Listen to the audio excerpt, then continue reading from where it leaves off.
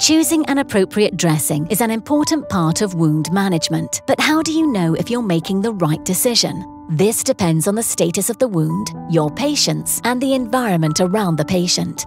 Also, how often you need to change a dressing plays a role here. In this episode, you will learn more about 1. Key tips to consider when choosing a dressing.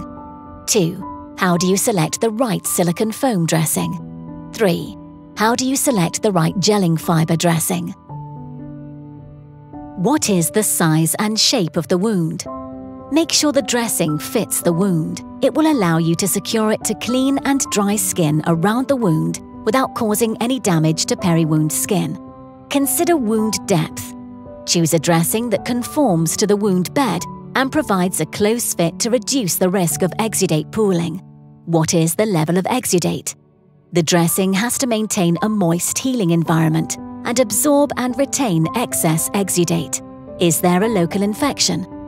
In case of local infection, always consider a dressing with an active antimicrobial component, such as silver. The dressing needs to be comfortable to wear for your patient. It should not cause unnecessary pain upon removal. Remember, always follow the locally agreed dressing formularies and local protocols.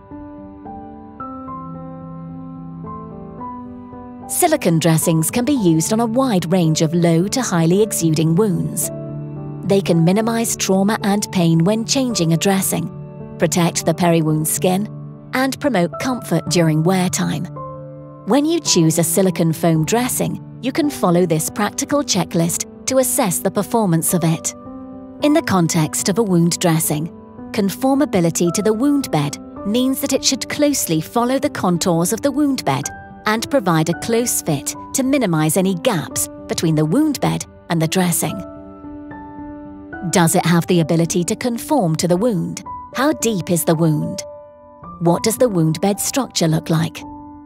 Are there any pockets or cavities present in the wound? Is the dressing absorbing and retaining the exudate? Is it managing the excess exudate? Can it manage exudate under compression? Does the patient experience pain during dressing removal? Is it easy to remove? What is the condition of the peri-wound skin upon removal?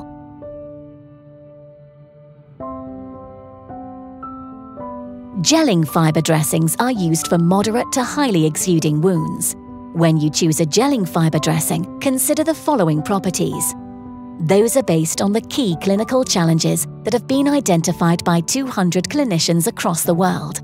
It should be good at absorbing and retaining large amounts of exudate. It should not shrink when absorbing the exudate. That can lead to gap formation, leading to exudate pooling and increased risk of maceration. The dressing should be easy to remove in one piece from the wound. If it has poor tensile strength, it can lead to the dressing breaking up and leaving residues in the wound. To wrap up, 1. Your dressing choice should depend on the status of the wound, your patients, and the environment. 2. Carefully assess various functions and properties of silicone foam dressings before choosing a dressing. 3. Gelling fiber dressings should help you absorb and retain large amounts of exudate. They should not be difficult to be removed in one piece from the wound.